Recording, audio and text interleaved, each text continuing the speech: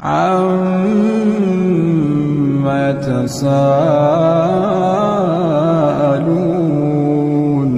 عَنِ النَّبَإِ الْعَظِيمِ الَّذِي هُمْ فِيهِ مُخْتَلِفُونَ كَلَّا سَيَعْلَمُونَ ثُمَّ كَلَّا سَيَعْلَمُونَ أَلَمْ نَجْعَلِ الْأَرْضَ مِهَادًا وَالْجِبَالَ أَوْتَادًا وَخَلَقْنَاكُمْ أَزْوَاجًا